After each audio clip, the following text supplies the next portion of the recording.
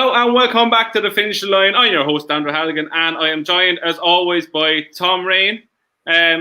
So today's podcast, we are going to go through Goodwood's car from the weekend, and we'll touch on Perth Gold Cup on Sunday. But before all that, Tom, how are you? I'm good, Andrew. Not too bad. Looking well, as always. Trying to delve through all this racing coming up. This absolute peach of racing for the weekend. It's full of class and great horses, and that's a lie. It's not really.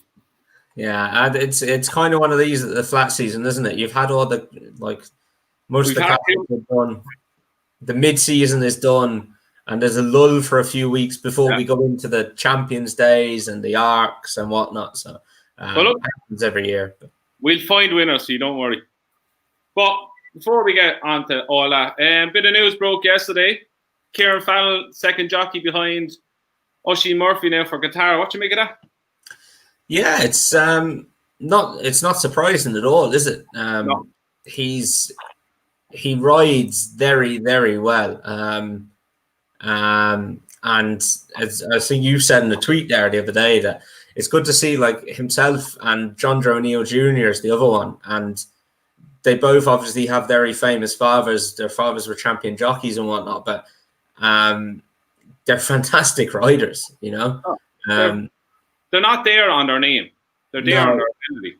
It's like Joseph and Donica when they were riding. Like when you get to that level, the stakes are too high to be putting people on because you want to put your kid on a horse. Yeah. Maybe if we go down to the local point to point, you might see something different, but you know, at that level, the stakes are just way too high. So if you're riding at that level, then you're very good. And I think, yeah, he's a fantastic rider. It's good to see him get a job.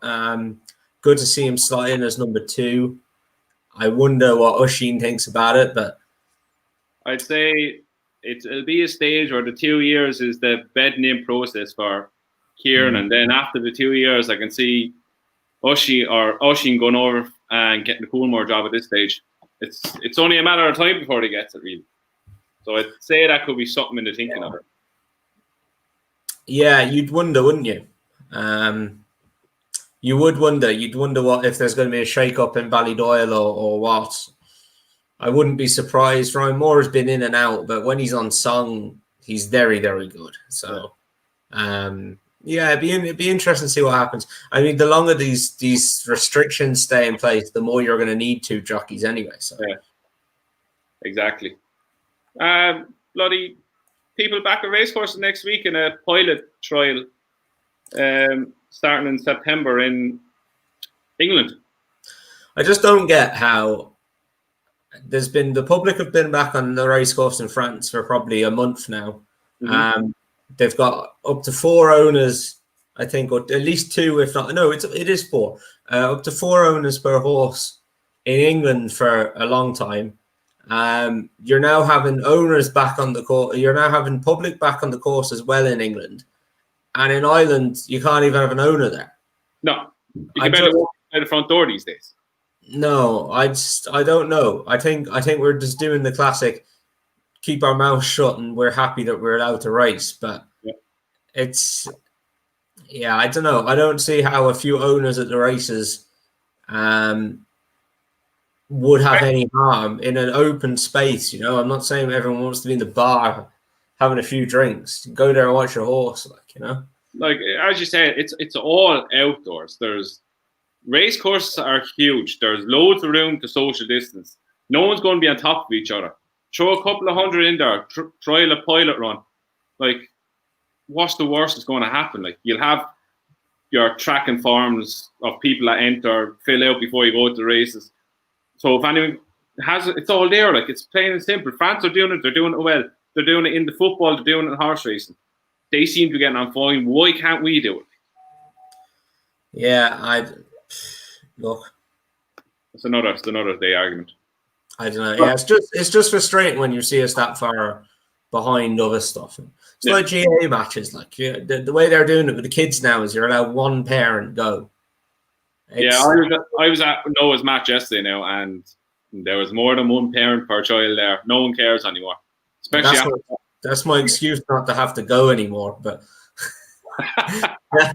but it's just, I don't know. I just don't get it. I think it's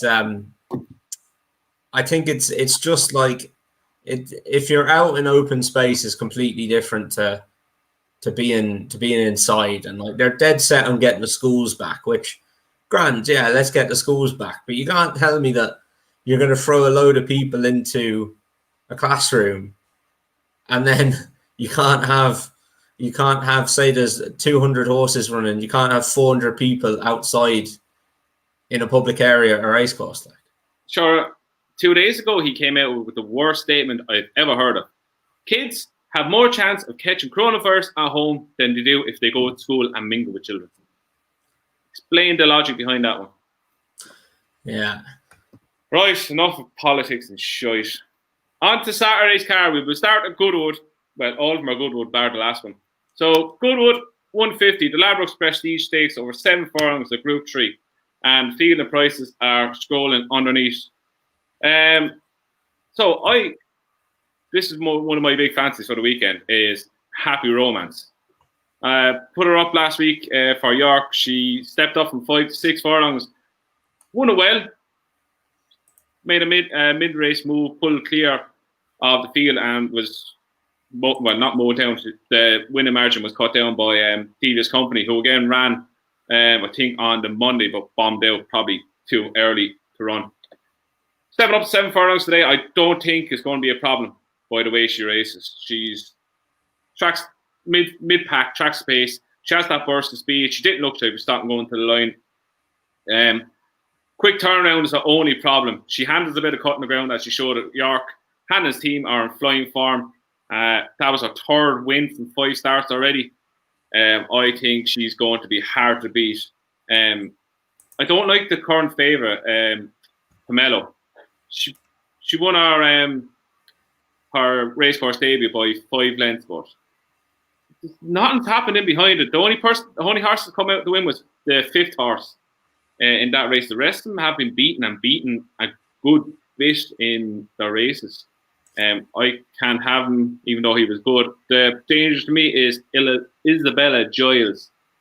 She was 4.5 lengths behind Sacred, who was second to Miss Annual at York as well last week. I just think it's between the two of them, but I would side highly with Happy Romance in the first. I actually really like Pomelo. I see what price she is now. I'd actually make her a bit shorter than that. She might be a bet for me actually for the weekend. I like your horse, Happy Romance. Is it? She looks good. The form of some of those sales races, I just don't trust it. Is it really? That Happy Romance, the Pomelo race, that she ran in, all of the ones behind her have come out and run to something around the 70s. The second horse came out and was 6th, and then was 2nd again, and is rated 71. The 3rd horse came out and was 2nd to an RPR of 72. The 4th was no good, and the 5th came out and won next time and is rated 76. So I actually don't think the form of that is too bad, and she absolutely annihilated them. If you look at this filly breeding, it's very interesting. She's by Dubawi, and she's out of a dam who won the Matron Stakes, which is a Group 1 at the Curragh. She hammered a good field of horses there. Together was 2nd. Misty for Me was 3rd. She was rated 112. She was rated as high as 115. Like, she's a very, very good top class mare. Her half sister as well, first sitting, was rated 114 at one stage. She was pretty decent as well, and a Group 3 winner. I just think the pedigree is there for this one. I wouldn't be surprised to see her improve at all. They've given her a bit of time. She ran on the 19th of July. Rafe Beckett is in fair form. He's knocking in plenty of winners. And I just thought I would have made her under 2-1, probably 7-4. So I think she's the one for me, if I'm honest. Yeah, I look back to the race today. She won, and she did do it visually very impressive, hands on heels the whole way. The only thing that would put me off with a second time up after winning that easy, if she gets brought off the bridle, how long will it take for the penny to actually drop?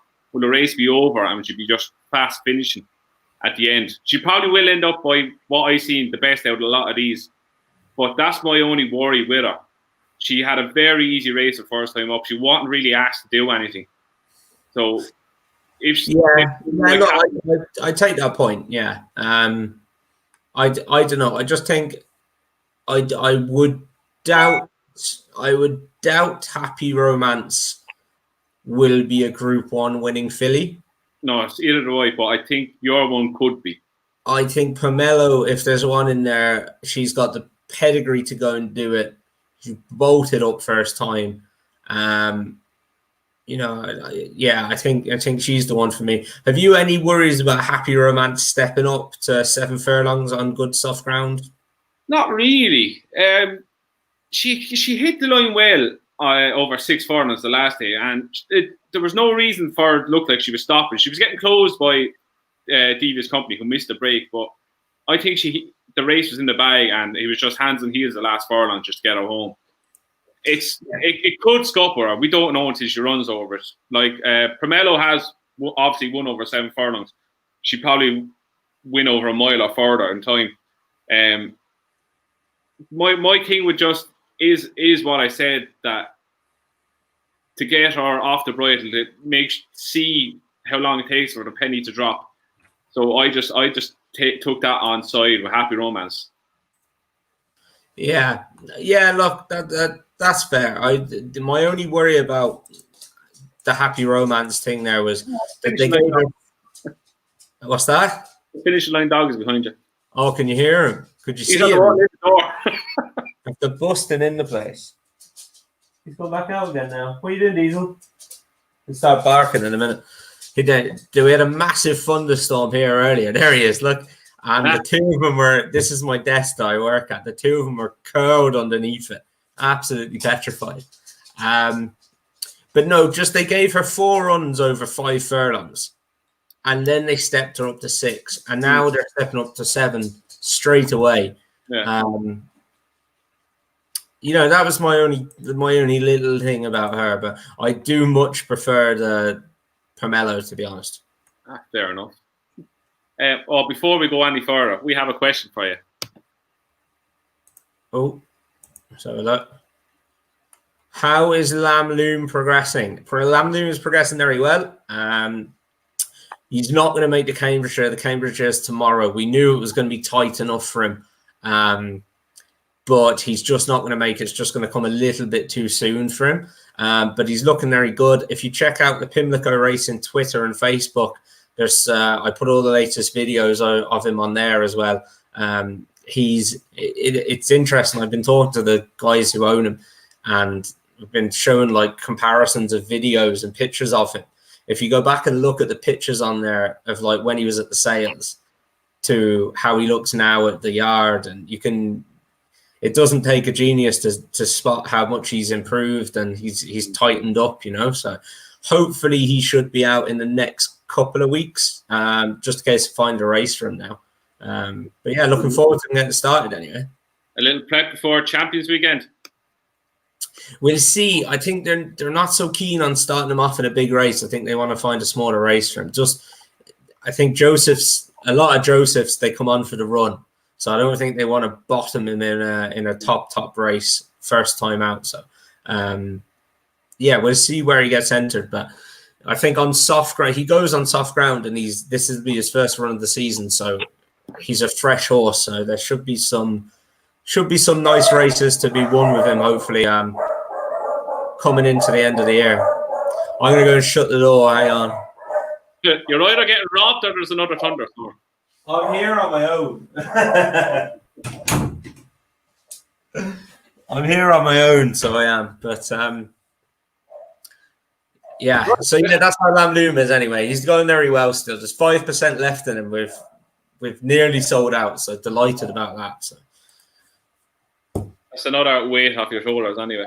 Exactly, until we get the next one. The next one's going to Henry de Bromhead, by the way. We're getting a jumps horse.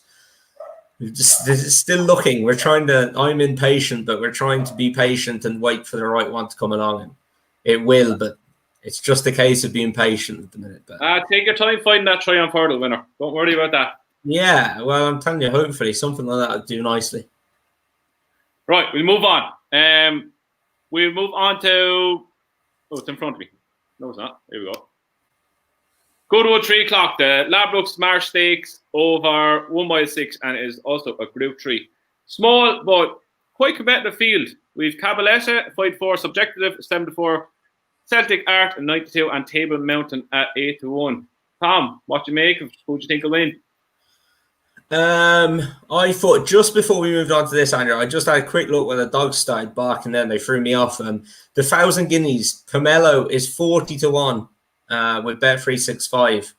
If you fancy it to win, that's probably going to half, I imagine. So, yeah, I wouldn't mind a couple of quid on that in an open race. Yeah. This race, I went through it, and I'm going to take a chance on the second favourite here, Subjectivist. Not a chance. Not a chance. He's going to piss up. Who is? Subjective. Yeah. Yeah, I thought he'd win, to be honest.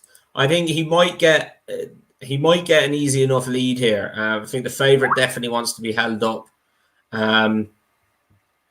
So yeah, I think he's got a good chance. Goes on soft ground. Some of his form there, like you're looking at the likes of Pile Driver, Mogul, and he ran at Royal Ascot behind in the King George, the 5th Stakes behind Hookham and Kipps. I think a small field would suit him if he can get the lead, and yeah, I fancy him, to be honest. Yeah, I think he's head and shoulders above whatever's in this. Cabaletta is more in and out in the washing. You couldn't trust her as far as you throw him. Subjective. All form against fillies and small conditions fillies races. Couldn't have her. Couldn't have 5-4. You give me 50-1 of 1 year. Yeah. Look, her form is there, but I'd take her on. No. Like as we said, Subjective. He's running all the big races. He's running Royal Ascot and the big handicap behind Hookham and all them. He ran behind Mogul, beating a length and a half over this course. He's stepping up an extra 2 furlongs today. He ran over it already, where he was 1 length second, and there was 8 lengths cleared back to the third. I think he ran a poor race against Pearl Driver in the Great Voltage at York. But it's not uncommon for a Mark Johnson horse to run a bad race and all of a sudden come back and absolutely whoop a field. I think he'll dictate the field. He'll take him along his own gallop. He'll kick 2 furlongs out and they won't catch him. I think it's tailor-made for him to just boss this field and win. Yeah. Wow, we agree. Yeah, we do. Yeah, we're in agreement on that. I think. Yeah, I think Subjective is one of the 7-4. I know it's sharp, but I think he'll win and win quite easy. Right, let's move on. So next, we're going to go to the Celebration Mile. It's obviously over a mile and is the Group 2. This is actually another race that it probably looks too good to be true, but it probably is not too good to be true. Ben Battle win this every day of the week. He is I agree with you again. Miles clear on the rain. Like his last run was 2 3/4 lengths behind Maximum Security in the Saudi Cup on dirt, which was his first run. Please tell me one horse that I do that in that field. Yeah. He's won first time out every time bar once. He's 9-4. Lads, have what you want on him. He's not going to get back. The one I was going to throw up, and I'm just going to check his name against him. Was. I'm interested to see what you're looking. How bloody, what's his name? Oh, where's the names come across the screen now? Sir Busker gets on. He's an absolute fruitcake. But I think this is the kind of race that might suit him. That's the horse I was going to say, yeah. Yeah, I'm interested to see how he gets on. That was a big run At your, what's that? It was, yeah, which, as you were saying, it was a big run off a huge weight in the last handicap. Yeah, for big weight. Yeah, that he's interested, but like in reality, as long as like Ben Battle stays in one piece, you're obviously going to be a little bit worried if it's heavy, if it's really soft. Yeah. But he's gone on good to soft. I suppose he does probably want a bit better ground, but you know, he acts on dirt as well. Like, I mean, I just think he'll get away with it in this type of race. He's too much class not to get away with it. Like, he goes very well after a break as well. Like, he's rated 125. The nearest to him was 117, and he doesn't have to give anything weight. Well, you have to give him £3. But £3, but that's not him. Well, no, if you took ratings literally, then no, it's not a lot. No, I think it's like we could win on him. Just point him out in front and off you go. I don't know. I'm on a diet, but I still do a lot of overweight. Yeah, there's not an even each way I even fancy. The more I looked at it, the more I think he's an absolute certainty. Yeah. That's 2 in a row. It's getting good. Hardly agree on the next one. Hold up now on the page. This'll get boring soon. It will. Now we're on to Sunday. The Ladbrokes Supreme Stakes, or 7 furlongs at Group 3. This is on Sunday. This, I highly doubt we agree on this one. This looks an absolute minefield. Oh, yeah, I didn't care much for this race, to be honest. I still have one, though, who I think will actually win. Go on. Snazzy Jazzy. The ground comes up soft. There's so much pace in this race. He loves being held up and delivered, and he needs to be delivered on the line. He's in good form this season. He was second and third in his first 2 starts, beaten twice, no more than 3/4 of a length to a length. Yeah, there's not much to it. Like, there's a load of pace in it. He likes being held up. He'd love the softer ground, the better chance he'll have. He's 10 to 1, 8 to 1, something like that. I think he's a great each way chance at least to hit the frame. I think there's 4 places in the place I was seeing. But yeah, he doesn't have much to find with the favourite. I think it's 3/4 of a length he has to find with the favourite. Yeah, I think he's set up for a big run. The one I will throw out there is Cloak of Spirits. Went okay on soft ground at Deauville last time. Down in trip here. I think that might work. Good to soft ground, should be okay. Down in trip, as I said, I think is a plus. A 3-year-old filly gets a lot of weight in this. She's only carrying 8 stone 9. Is consistent if she doesn't win that often. She won on her debut, and that was it. Yeah, look, I'd take a chance on her, but nothing that I'd be too confident about. It's not the most inspiring race in the world, let's be honest about it. Yeah, no, I'm not getting excited about anything in the field, to be honest. No, I take a chance on Snazzy Jazzy each way. Now, proper racing on the jumps. We're off to Perth, up to Scotland for the Perth Gold Cup handicap chase. We have an ultra competitive field. Juan, what you think? Who would you like? Who don't you like? I fancied one, and then I looked at the price, and it's the favourite. So it's just too obvious, isn't it? Not if you like it. Look, yeah, it's probably not a race I want to be betting in a competitive handicap race in August, you know. These are the races I love. Yeah, look, fortune's hiding. You know, I said before about the second time off a wind up. I like that angle. Poor Peter Boner's having a bit of a bad time of it. Awful. Yeah, unfortunately. It then went point to pointing for what looks like the owners last year, and now has gone to Lucinda Russell. Won pretty well the last day off 120, is up to 126. Yeah. It's the obvious one, but I'm not going to back it at 11-2. I don't think. He was visually very impressive the last day, the favourite. Well, it was a good race as well. It was a decent little race. He won. But what was that? He was coming off the back of a huge layoff. Hold up, my check now. Double check. 135 days. He'd been point to point, and you see in between. So yeah, he hasn't had that many runs either. Really, in his on track. 15 lengths done very well. The second has won. Potterman has won since. I don't know. I just want to take him on. There's something telling me to take him on, and I'm going to take him on with As You Like for John Joe O'Neill. He won his comeback run at Southwell, I think. Yeah, he won his comeback run at Southwell. He won his. Oh, this is going to sound awful. As He Liked. He won it like on the bridle. He came there swinging. Sorry, don't shake your head. That was awful. I'm sorry. I do apologise. But permission to turn off. I'm sorry. I was shite. I liked what I was seeing. He's 6-1.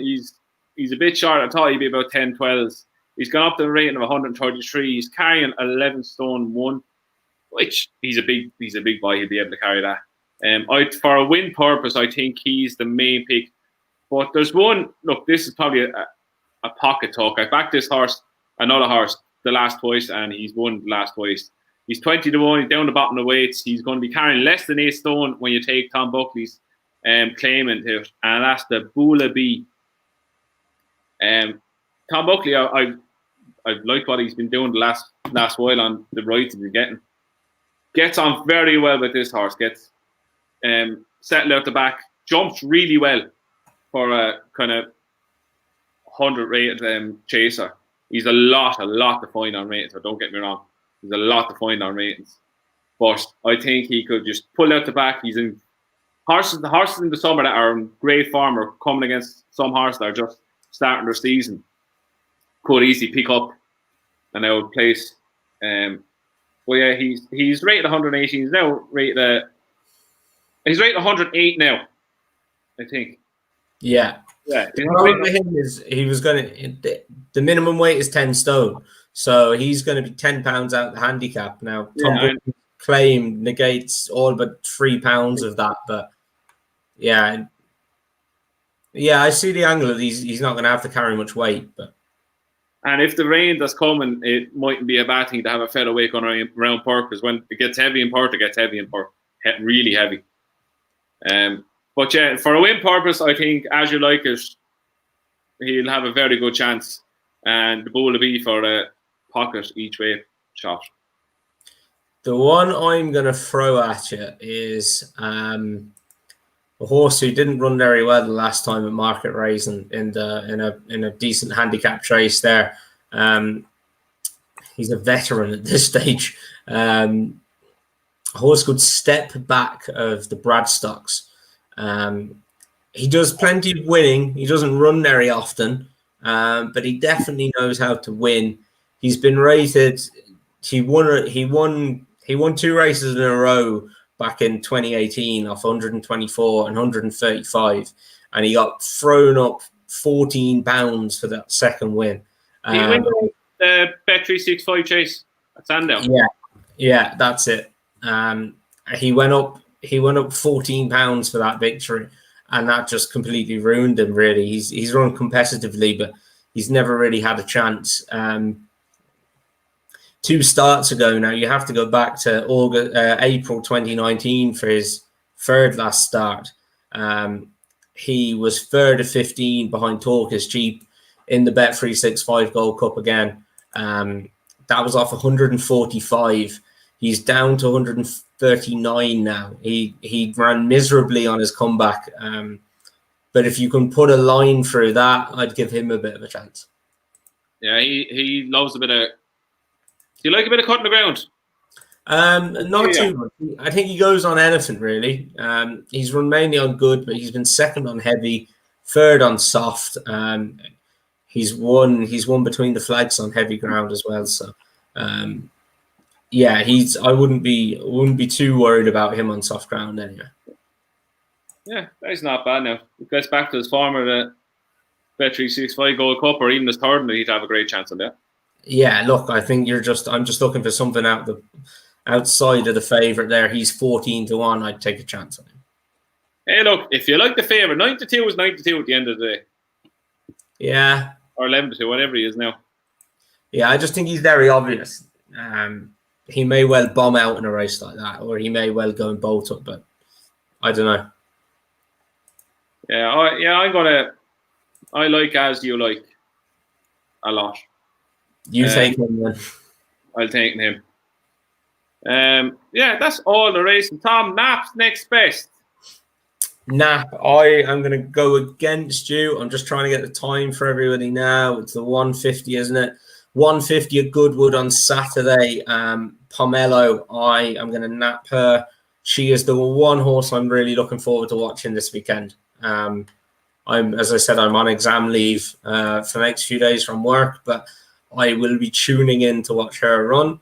I think she is one of the most exciting horses running this weekend by far.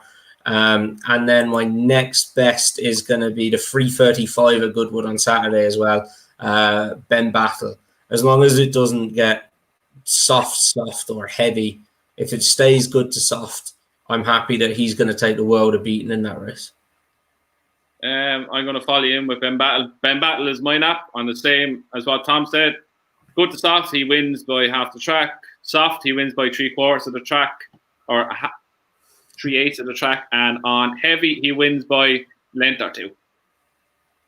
My next best is As You Like in the Perth Gold Cup. I think he's a great chance. Yeah, they're my two for the weekend. Anything else going on? Not much. I'm trying to go through the comments now to see is there anything exciting happening. Now, no. Any questions for him in? There's nothing happening. No, not a thing. So I was thinking of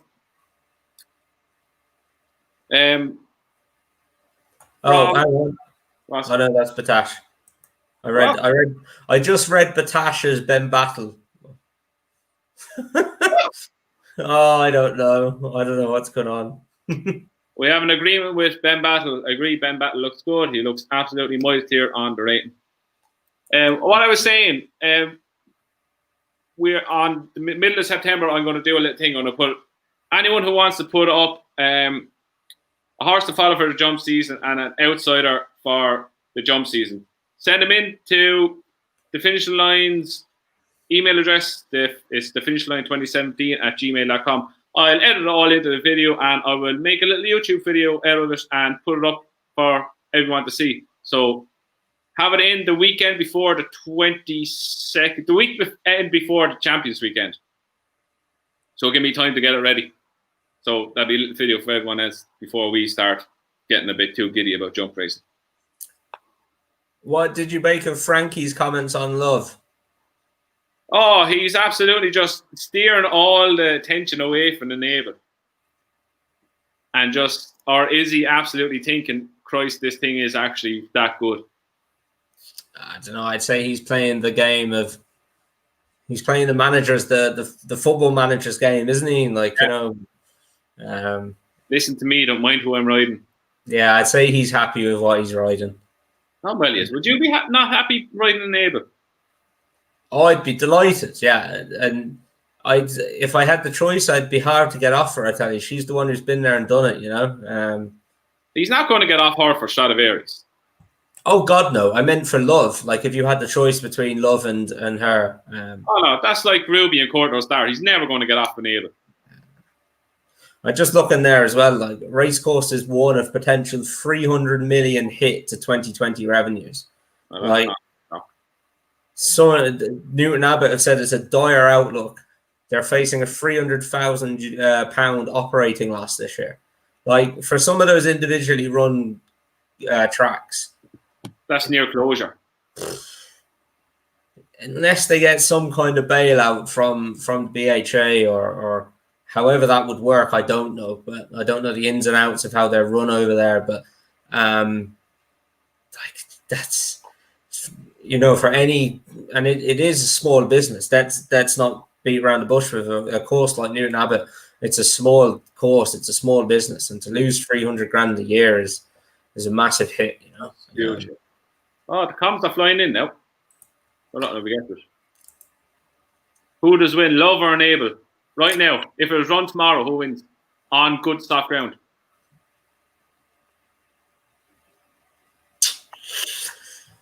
Enable.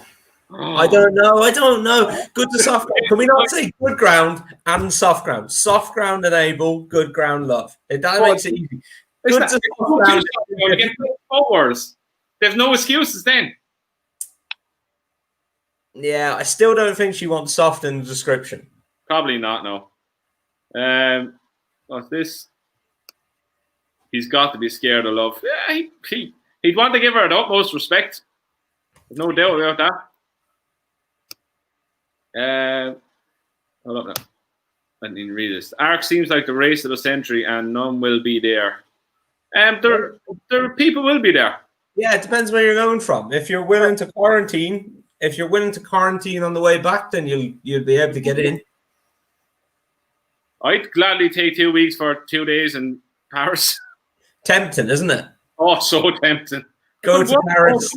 We're working from home anyway, so what's the difference? I'm wondering. I'm like, so if I stay here, if I stay at home, I'm working from home. I just don't leave the house. That's quarantining, isn't it?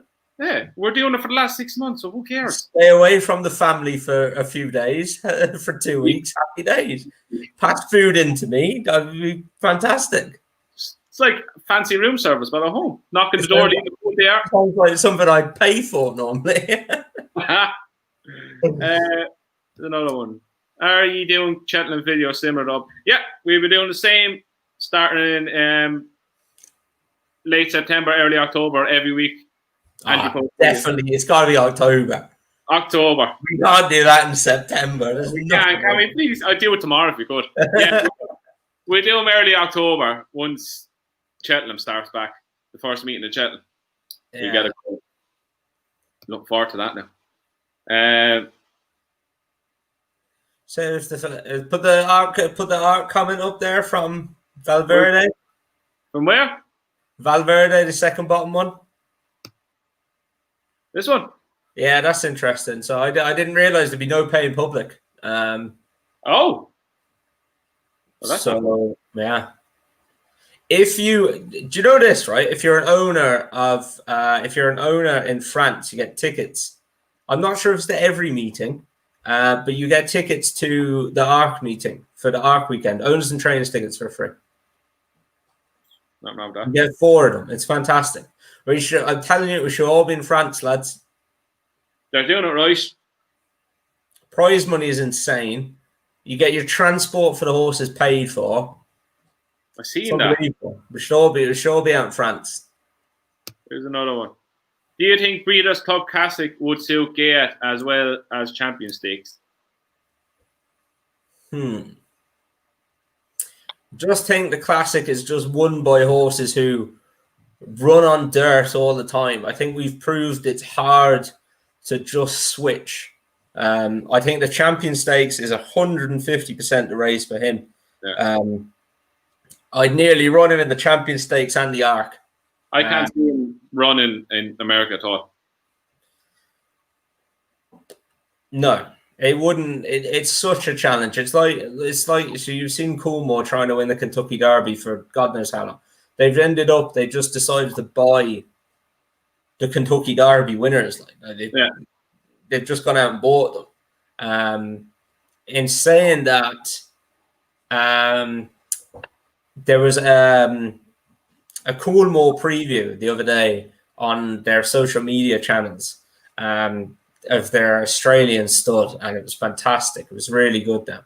And just the thought they have behind Justify and the confidence they have in him to turn into a fantastic stallion is unbelievable, really. So I can't wait to see his progeny hit the track, because I think it'll be like American Pharaoh. They'll bring a few of them up here to run as well. So I think they're trying to make these international stallions. Imagine having that much money to be able to actually do all that. Ridiculous, class, wouldn't it? Batash's not going to America either. He's running in France. It's been confirmed today. He's going to the Abbey or whatever it's called. The Abbey, yeah. He's going to that. Darkness. This is for you, Tom. You've been to the Arc before? I have. However, I have not been to Longchamp. I have only been to the Arc when it was in Chantilly, which was unbelievable. It's about 25 minutes on the train from Gare du Nord in Paris. You get off at the train station and you effectively walk down the home straight through the woods. There's a woods next to the home straight, and you walk down there from where the sprint tracks are, and it's just unbelievable. It's just different gravy. Tracks are a different level, aren't they? They are, yeah. Some of them are, and what they've done with Longchamp looks unbelievable. So I'm really looking forward. I'd have gone this year now, but probably have to be next year or the year after, I'd say, at this stage. More than likely. That's this. Copy the blogger and go to. If anyone wants to fund us, we're happy to go anywhere. Tramore, Punchestown, Longchamp. Tramore. Copy the blogger and go to Deauville. And you suggest we go to Tramore. I'll go out to Deauville for a month. I'll bring my laptop, do a bit of work. Off over to the Breeders' Cup after it then. Why not? Yeah. His content's good out. His content is actually good out there, though. Again, goes to say his content's good when he's not acting a maggot. Not often, though, is it? Poor chap. He's I think he's getting there. He's calming down a small bit.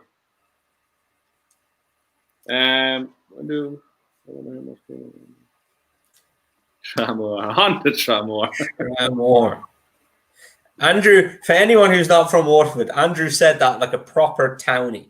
Because Andrew's from just in the road from Tramore. And you have to say it in Ariel, Tramore. How is it meant to be said? Go on, you. Tramore. Tramore. Not Tramore. Tramore. South the road, lads. Tramore, boy. How not to speak our proper English. Brought to you by Tom and Andrew. Oh, right. I think that's enough of our nonsense now. Right, so we'll be back again next week. Probably Wednesday or Thursday. I'd put it up on the social medias what day. So, lads, if you haven't subscribed yet, click the subscribe button. We will be putting videos up and we'll get more as the jump season goes into it with our Cheltenham Festival previews. And give us a like, subscribe again, and we will see you again next week. Bye, Tom. Bye.